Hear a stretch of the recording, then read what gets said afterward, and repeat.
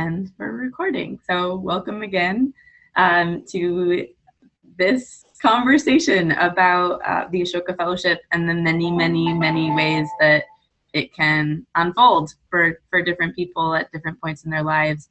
I'm so grateful that Kara and Ms. Kathryn, you're here, having being several years into the Ashoka Fellowship, having worked with Ashoka in different countries with different programs of Ashoka, the messy universe, Gina, that you're stepping into of Ashoka is something that they've sort of navigated themselves and built their own map around. So we started doing like a little bit informal introductions, but I wonder if we might just start. We're a small group, so maybe, well, Gina, you introduced yourself, but Kara and Kathryn, maybe to kick off, I have like a few questions in mind, but my hope is that maybe we just kick off with the story of how you came into the Ashoka Fellowship, right? Like,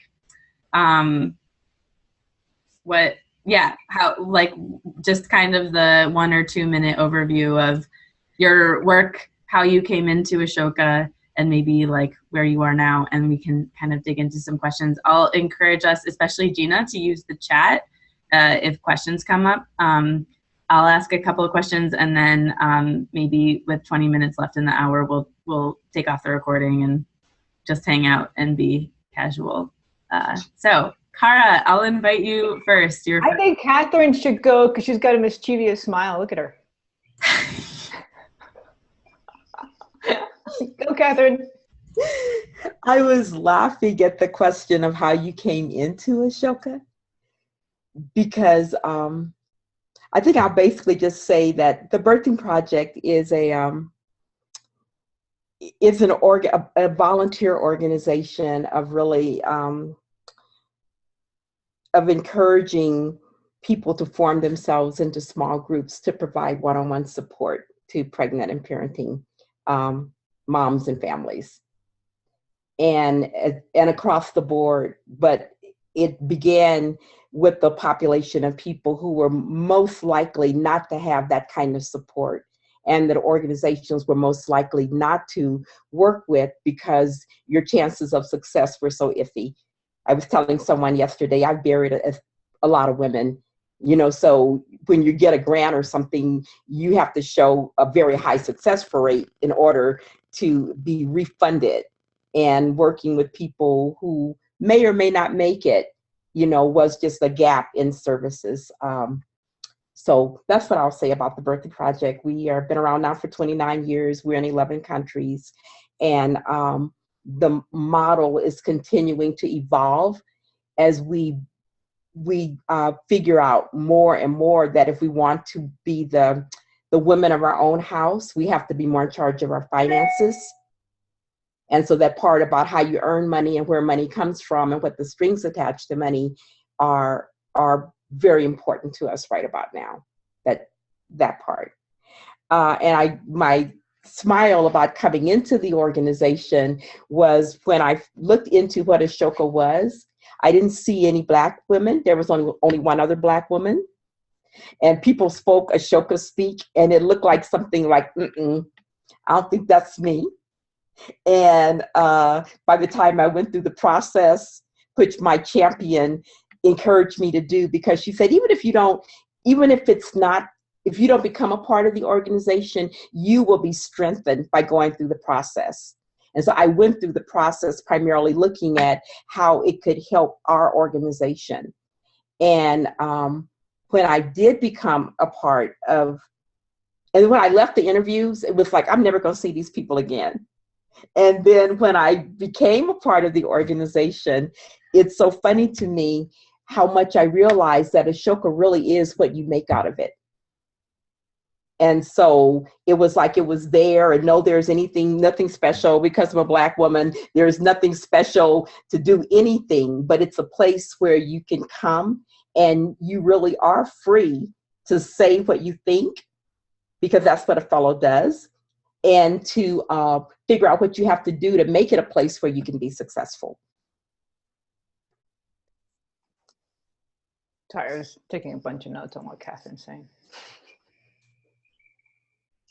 Kathryn, it's such a pleasure to be. I've heard so much about your project. I've been wanting to meet you for a while. And Gina, welcome as well to the new family. Brittany, thanks for putting this together. It's really, I want to hear the backstory on the huddles. I think it's like a brilliant idea. I'm glad that, I really wish we had Huddle when I started. That's the only thing I could say, you know. My name is Kara Andrade, and I am a Guatemalan American. Hyphenated, very important, because I grew up in 2 countries and 2 realities, and it shaped my work as a journalist and a community organizer. And so I have a nonprofit in the US as well as in Guatemala called Habla Centro. It's both a for-profit and a nonprofit, like a lot of Ashoka projects are. And we do citizen journalism. And that's also evolved, kind of with Kathryn, the knowledge you came into with the work that you've done over the years. It's evolved into media literacy programs. It's involved into teaching young people how to plug into like different economic opportunities, scholarships, and just working with freelancers, local freelancers on the ground, just a lot of different aspects of getting the community involved in what we call journalists work, but actually the work of journalists is just being engaged in things that happen in your world, and being able to plug in to be able to change things in your community and in your country and beyond. And so I think like we want to teach skills to anybody in Central America in particular is our focus, how to do the work that journalists do, which in the end actually involves a lot of critical thinking, a lot of problem solving, and just a lot of tireless work that is really work of the heart and caring to see change happen in your community. So that's what we've been doing since 2009. Our model, I've trained on our work and our strategy in more than 15 countries, trained more than 2,000 people. And yeah, and so that's what we're doing. And it's been a real journey with Ashoka. And it's kind of interesting because even after like the formal 3-year process has ended, I still feel the support that I think that the word family really captures very well. Even like with the huddles, and there's always innovation happening. And so you're just like, oh, I wonder what Ashoka's up to now, you know, and you just kind of plug in and they meet you where you're at, which I think is very useful. Thank you. Welcome, Kara and Kathryn. And capital W, welcome, Gina. I have a couple of questions that Kara and Kathryn I shared with you earlier that I'm happy to dive into, but I just want to set the precedent of like, let's just make this as fluid as a conversation as we need. So, and especially Gina, like this is for you and new fellows in particular. So jump in at any time, either in the chat or just interjecting, whatever questions are top of mind for you are probably top of mind, or, you know, are more important than the ones that I anticipated because I'm not a new fellow. So, do you have any questions off the bat? Otherwise, I can start us off. No, not yet. Go ahead and start off. So, Kara and Miss Kathryn, I think both of you, you know, sometimes fellows come to Ashoka and they really find one home, where, you know, one corner of Ashoka where like it's sort of the same point person or the same team that they're working with, or one country office. And I think in both of your cases, Ms. Kathryn with Ashoka U, with different country offices, with the maternal health innovators, Kara across with the Mexico office, with work done in Central America and in the US, with the US team at the Future Forum. You know, you've just had so many touch points with this messy web that is Ashoka. And it is something that I don't know how to explain to fellows in like welcoming them in. And so I wonder if you might paint both of you just like the constellation of different forces of Ashoka that have been alive in your life, and like any we'll just start there. And yeah, so like what are the different pieces of Ashoka that have been important. I think for me, one of the gifts that I got from Ashoka is that Ashoka gave me the world. I mean, literally gave me the world, from living in a certain environment and identifying with a certain community, just having the same conversations over and over again, either, you know, negative or positive, with the same people. That when I first came in, Ashoka was celebrating its 30th anniversary, I believe. And like, being a typical person from the United States, I thought that everything that happened anywhere happened in the United States. We were the whatever. And so I didn't realize that Ashoka had been going on for 30 years and we were just getting US Ashoka Fellows. I think I was probably the third or fourth class. And that was a big shock to me, to actually go to an event in Paris and see Ashoka Fellows from all over the world. And so that was actually my first time in my whole life seeing the vastness of people coming together, working on things. And I just felt like I had stepped into a whole new world. So that was one of the things, is that Ashoka literally gave me access to the world. The other thing is that Ashoka U started at the same time that I was inducted. And I feel like a mother hen, because when it first started, I think it was going to be like a speakers bureau for Ashoka Fellows to inspire college students. And now it's a big thing in itself. And for me, it gives me an opportunity to kind of break that generation divide, where I actually now spend the majority of my time looking at that next generation of leadership, not only for our country, but for the world. And that really encourages me to feel good about the work that I do, because I could see it in a different kind of a context. So I would say those are the two things. That world community. Our organization actually has more international partners around our women's development work than we do in the United States, because this work of women supporting women in their own businesses and whatever, we're a little bit behind Europe in making that happen. And so that's what I would say about this. Those two things. It's like they gave me the world and they gave me young people. And Ms. Kathryn, are you still spending time in Tulane?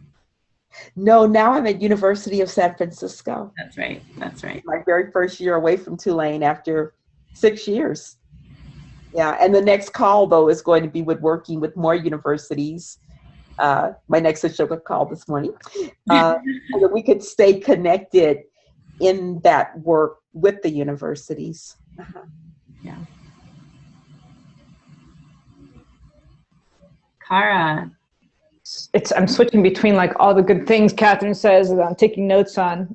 It's my journalist tick. I think like the best metaphor, and I like to kind of get into both the spirit of the thing and like how the thing works. I feel like with Ashoka, in a sense, like I feel the same way that Kathryn described, but like in the more just kind of like essence way, I think of it as terms of like stepping into a river, and like anywhere you step into the river, like that's where you need to be.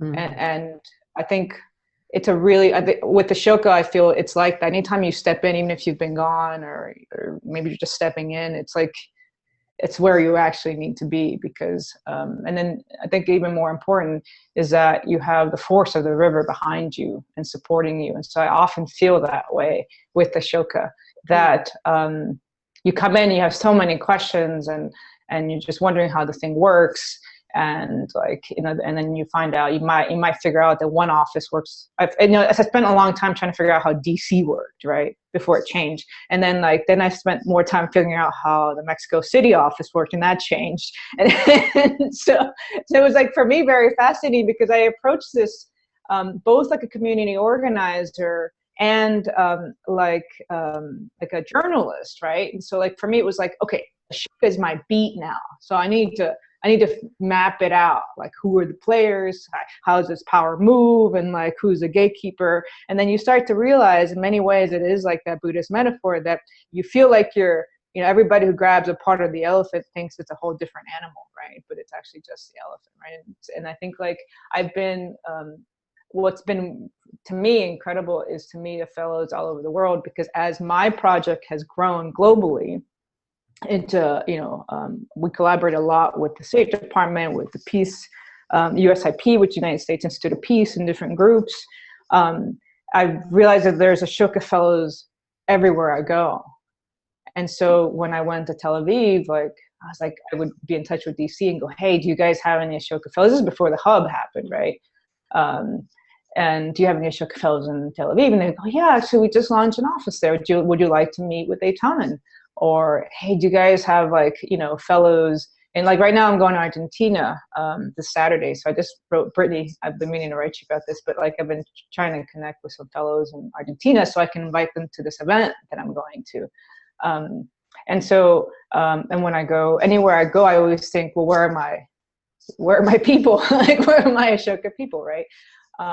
And I think that it does kind of give you that sense of being part of a bigger, like another layer. It's kind of, if you go into Google Maps, like you put another layer, it's like the Ashoka layer. It's like, and I think it's also, for me, with the work that I do, it's been very emblematic of what's happening with media, where things are getting very globalized, right, and social movements, and which I think ties in very closely with media and communication now, and young people and bottom of the pyramid, people from the ground up using media for empowerment, for shaping things and changing things. And so the fact that there's Ashoka offices and Ashoka folks in all these places is incredible.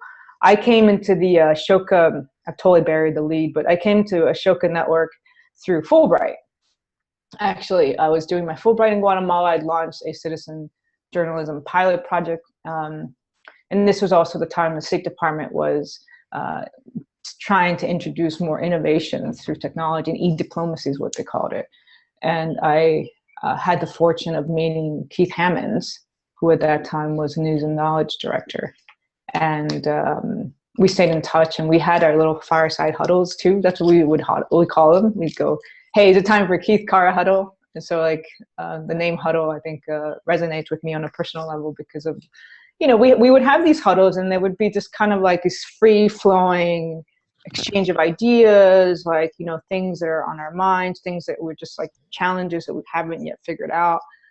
So I think it's a really good opportunity to have these huddles, because we're helping the new generation of Ashoka Fellows, but I do feel like the generation that's been here for a while, we have other kinds of problems, and it's always good to get to be in touch with folks that are coming in who are maybe approaching it in a new and innovative way, or we could collaborate and create a new and innovative way, or be more powerful in the way that we do things, right, and more amplify the effect. And so I think my story with Ashoka is definitely a story of what happens with a lot of the Ashoka Fellows, where we get put into this pipeline of fellowships, because there hasn't been more support in the grant making community and philanthropic circles for our work, because it's that innovator's dilemma, right? Because it's so new, it's such a different approach that some people don't want to take that risk. And so we kind of all plug into these other alternative sources of support for our work, right? And so Ashoka's definitely been a lifeline for my work too.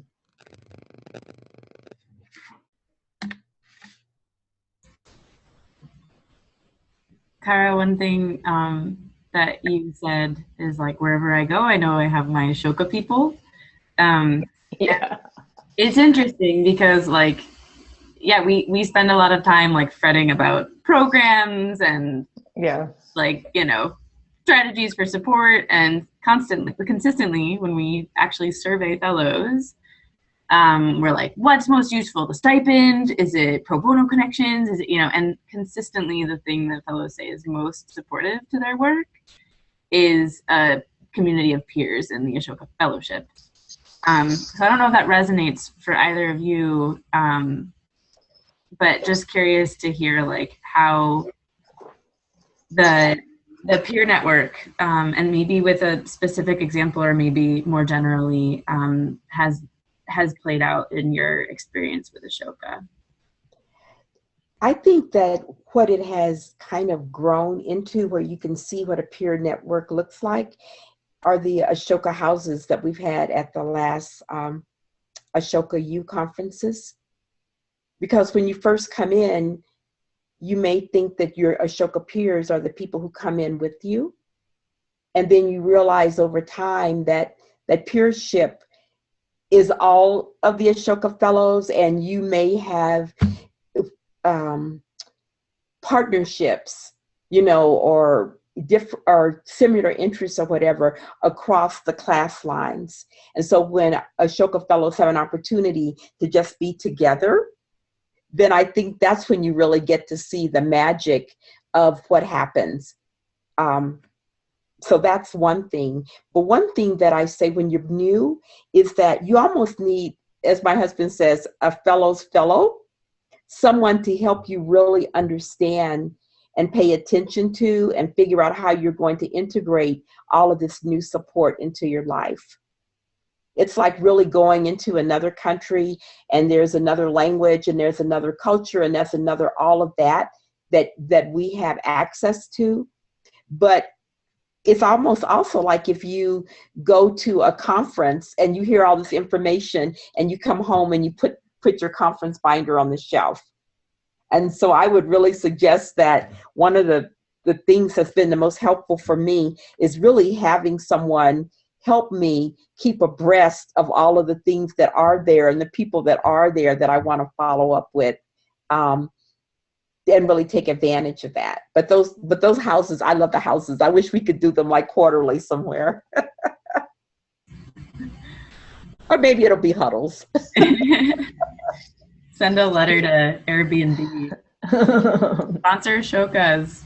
I think we should do a house in Guatemala. Apparently I found out yesterday that we're having the new fellows in Central America. We're going to do the intro and welcoming in Guatemala, Antigua. How interesting. Yeah, in November. Whoa. Yeah. So I get to help and make sure we have some nice digs. So I was checking out some digs yesterday. Huh. And are there new fellows from Honduras? I haven't gotten a list yet. I don't think I'll ask. But yeah, I mean, I know they always try to actively recruit from each country in Central America. And I can't wait till we get Cuban fellows. Oh, wow. Might not be in this batch. Well, I mean, I can't wait. I could see that happening. I would love to see that happen at some point as well. Yeah. Wait, I'm supposed to respond, right, to the Piers Ship question? I've been taking notes, trust me. So I think for me, I do think what has been more helpful has been that Piers Ship component. And the mentor kind of network that is kind of informally been formed, I think has been very useful. In Central America, because there's so few of us per country, in Guatemala, I had like two really solid mentors. One of them is Luis Aguilar, and we still stay in touch. And so a lot of us still remain like in contact, and anytime we have challenges come up or anything like that, or things just kind of don't go how we expect, or it's one of those kind of, I know AI is everything this year, but and it probably is going to be everything going forward. But I do feel like Ashoka is that analog artificial intelligence network, right? Where we don't have to reinvent it. We could take the power of what we're all already connected in different ways with each other, either through the hub or Facebook groups. But I think because so much of what we do has very similar approaches in the solution. I'm sorry, I'm getting very meta here, but I think like we often see similar problems come up in governance, right? Come up in all these issues in different countries, so that it also makes sense that we would have similar solutions come up. And so I think Ashoka and being in contact with other Ashoka fellows helps you be in touch with and know the strategies for solving or approaching certain problems that have been used, so that you may think that the problem that you're approaching in Guatemala has nothing to do with what's being done in Tel Aviv, but it actually does, right? And you don't realize it because you're like, well, because Tel Aviv's not, Israel's not your country, right? Because that's not what you know. But you just contact a fellow and you're like, you know what? We used mobile alerts for citizens in our project over here, right? And then you go, well, how did you do it? And we formed partnerships doing this and this and this, and this is how we funded it, and this is how it worked, and what was the impact? Oh, well, we did this, and then we grew from that. And you're like, oh, I could totally do that, and then you end up also maybe like repurposing some of their technology because it's open source, and then all of a sudden you basically created an instance of a project that was done in a completely different context. And so I think that it's made my work more efficient to have a fellow who has gone before me approaching a similar problem in a different context. And the whole Medici effect thing here, the more diverse people, the more diverse a body of people you have approaching a problem, the more intelligent the solution will be.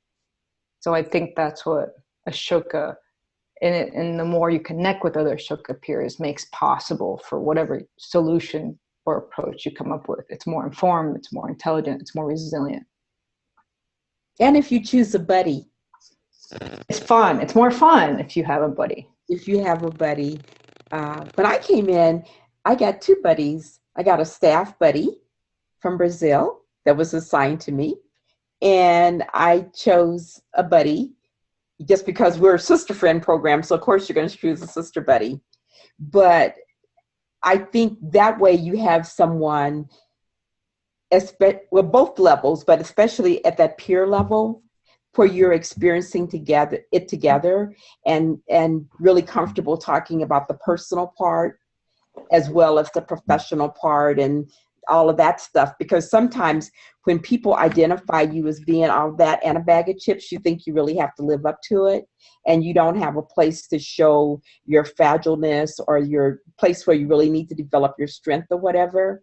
And so what you really find out is that most fellows that I know, it's like everybody's clinging like this, and you're happy to be able to tell someone that and to get some real advice and support. Yeah, I feel like there's a lot of like the emperor's clothes type of thing. Like your first year, you're like, well, I don't really want to show how little I know about this stuff. So I'm just going to speak to I'm going to just like cherry pick certain people who might just answer certain questions. But I think like in so many ways, there's like, I think what I would recommend for anybody coming into the program is just completely like open up the road, man. It's just like one of those things where we're all just here to learn from each other. And I think in many ways, Ashoka has that extroverted nature to it, where you put in what you want to get out of it. But you also have to be, I would just say, just be willing to connect with people in a really just sincere, direct way, and just say, you know what, like this happened to me. Like after the second month, I was like, I actually have never run my own business. I have no idea. I've been a journalist. I've been a researcher. I have no idea how to run a nonprofit. Like, how does this work? And so like, it would be like, throw me in the water and I'm going to learn how to swim, right? And whatever I'm reaching out for. And that was probably the best thing that could have happened, right? It's just like, all right, let me find somebody,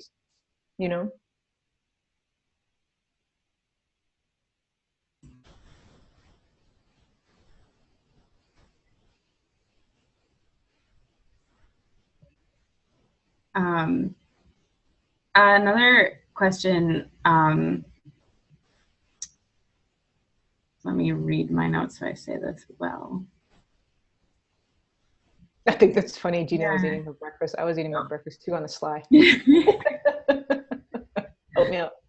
I think there's, so like from a staff perspective, there's always this impulse to right, like, oh, like this person's going through a similar challenge or has like done some cool things or is in connection with or contact with people that could be really catalyzing to someone in a moment of growth or whatever. And there's also this hesitancy of like, I don't want to load this new fellow's inbox up with 10 connections that might be a fit but might not. And so I think there is like some balance of like planned connection and like alchemy, right? Or like the serendipity of the network. But I'm curious if there are ways that in like moving your work forward and almost like, yeah, what's a time in which your work, some of the common issues or questions that come up when you're trying to do this work? What are ways that, and almost like, what's the story? Like, what was the connect? Did you reach out? Were you reached out to? Was it a random bumping into and you found out, kind of mapping out ways that this network has been able to meet you where you were and move your work forward. But almost in like, I'm curious in knowing like what that chronologically might have looked like in an example or two, just because sometimes I think for fellows coming in, it's like still a black box in like how it might actually work. And it is for me too.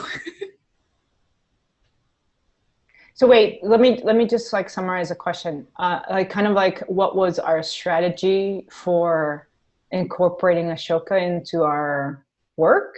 If there is one, and my theory is that there might not be. So because it happens differently every time, just giving some tangible examples of like, how has, maybe it's like I went to Tel Aviv and knocked on Ashoka's door, or it's like I was at a conference and, met, like ran into somebody, or it was like Ashoka actually just reached out to me about Ashoka U. Like Miss Kathryn, I don't actually know how you got involved with Ashoka U, if it was just like Marina emailed you, or so just like what are ways that with the kind of a particular question that arose or a common issue that other fellows might relate to and like moving their work forward, where Ashoka was able to help you keep walking forward. Either Ashoka the staff, Ashoka another fellow, like an experience. It can. I'd like to leave it open, but I think I've had all of that, and you're right. For me, it did come in phases of I'm a new person in this organization. It's kind of like marrying into a family, and you don't want to. And so you don't know what the rules are, and you don't know even what the options are. So if someone asks you what you want, you don't know what the menu is to choose from. And so I think that that's also kind of built into that Ashoka culture of people not giving you a rule book or a guidebook or even a definition of terms or whatever, but they say you're welcome.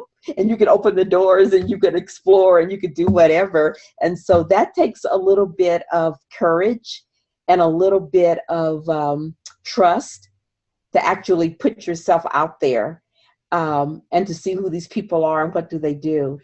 And I think Marina may have approached me in the very, very beginning about being a speaker in the Speakers Bureau that Ashoka U was going to be in the beginning. And that's kind of how I got connected to that. They were just looking for fellows who might want to speak on campus. And so that's how that worked. As I got more familiar with what was going on and who was there, for some strange reason, I made a really deep connection with Iman in Paris. And that opened up my whole Middle Eastern world. And when I started working at Tulane, and with teaching, that was the year that Syria sent their whole senior public health team to Tulane, to the School of Public Health, that the Syrian war began. And Iman was really helpful to me in connecting the one woman who was in the group with the whole group of women in the Middle East who were involved in in what was going on there. And I never would have been able to even, I would have even been able to have a conversation about or even look for a resource if I had not met Iman and thought that it was really interesting about what was going on in Egypt, and feeling really comfortable talking with her over drinks and laughing and making friends because it was an Ashoka event that was the foundation. It would be the same thing with someone who's been really helpful to me. It's the lady who does the volunteer component of Ashoka. And she's really serious once she gets to know you about making you feel comfortable in terms of saying, this is what I need volunteer help with, and making sure that I've never asked for something that I needed help with that I didn't get help with. So I'm talking about like 3 different ways of feeling comfortable using the resources for Ashoka that are there, and it's not always the same way. And have you been to the office, Gina? I would really suggest that you take a visit to the office and put faces with, you know, with the people that you're talking to and seeing who you're feeling comfortable with. So like, I love Brittany. And I feel like, you know, you have to find the door into the house. So I would probably ask her anything and then figure out like, well, Brittany, you figure out who I need to be talking to, or you figure out this. But, you know, it's finding that person that you really can connect with on the staff as well. So that would be my answer to that question. I would just want to play devil's advocate to that too, because, well, that's what I do as a journalist. But it's kind of like you also have to not be attached to a specific person either, because Ashoka is also an organization run by people just like you and me and Kathryn, meaning we're all entrepreneurs, we're all innovators, and there's also a very quick turnaround for a lot of people. So I think what you have to just do in many ways is trust the process of what Ashoka is, and trust that the process brings in certain people that also have the same values as you do, has a similar approach to life, and similar priorities, and trust that that person in that same spot is, say, for example, Abe last year, or like Abby the year before, or, you know, that person's also going to be a kindred spirit, right? And so, but I think it's also that thing where you just can't get comfortable, right? I wrote down a combination of both a strategy that I use as a journalist when when I have a beat, and a beat is like a specific area of concentration, and also as a community organizer. So when you're on a beat in journalism, you don't just get comfortable in your beat, because there's different actors all the time, but you do have your core set of actors, right? It's kind of what Kathryn's saying. But you can't expect that those actors aren't going to change, right? So it's up to you to map your beat, because you are an expert in your field and you have to do your homework, right? You can't have people come up to you and be like, hey, have you been in touch with so-and-so? You know, that's always great. I mean, that's like, thank you, but like, you just can't expect that, right? Because it's your work. It's part of your work to know who the players are, like what's being done, what's the latest research, what's the latest case study, like that's your homework. You got to do it. Right? Map out who's doing it, and then you have like specific people that you're always kind of in touch with, even if they rotate out. Like hopefully that person will be like, hey man, I gotta go. This other person's coming. I want to introduce you to this new person that's going to be in my spot. You can touch base with her, and then you introduce yourself. You're always updating them about your work, and you want to also get updates about their work. And then you find that win-win. This is a big one. During my time when I came in, it was like, find the win-win, right? Which means like, what's a project, or what's something that you can work on that you're already working on? Don't add an extra cool, innovative project, which a lot of us are always doing. But what's a project, a core project that this other person who's doing similar work that you're doing is working on, that you can collaborate on, that will make that person's work stronger, right?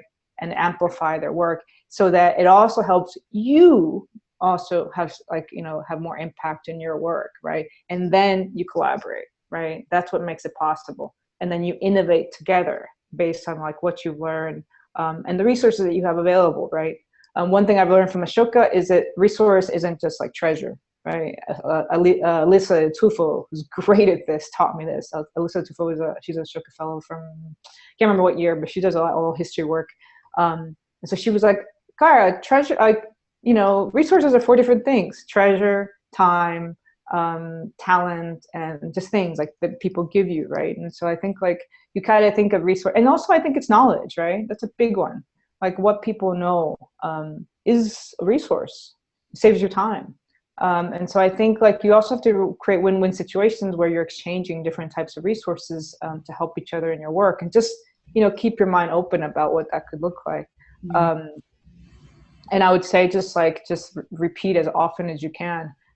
Don't make it so like it's all your work, but I do think it's a good solid method to use, right? The mapping is essential. You'll find with the mapping of players, yes, it's like the whole soundtrack, isn't it? That's awesome. Can we get little birds? This is the last thing. One thing I was just going to suggest is you have the advantage of coming in when the hub is there. Now, I feel like the hub is underutilized. I was going to interject because we actually don't. You don't have the hub anymore. It exists. I thought it was great. And it just like onboard, it never really took off especially with US based fellows, and we stopped forcing it. Oh no. Well, I think for Latin American fellows the hub was very useful. Yeah, and I think it's still in use with different like regions and places, and but we switched. Oh no, because Peggy's hub messages were the best, because she was always like, have you applied to this grant? She's still doing it. Peggy Carr. Good. I love her. Go to the hub just for her messages. She's been a volunteer at Ashoka since 1983. Peggy's great. Yeah. She is. Yes, she is. So you really have to go through the whole Ashoka website for real and find all of those things. Different ways you can do it. Like there's just so many things that you don't. I know for me, it took me like a year to figure out all of that stuff, to literally make time in my life to see what Ashoka really had available, and then to actually remember it and to go back and to follow through. So that's what I meant. It's like with Ashoka U, I usually have an intern and whose job it is to help me just utilize the Ashoka resources. Well, I know about it, but I don't have time to follow through on something. Brittany's like, we don't have any more interns. Well, and hopefully some of that makes its way as a newsletter and other things. But, well, I was gonna say, do sign up to a lot of newsletters. Like I get the French, like Ashoka letter, the Mexico one, like, and they're super useful. Yeah.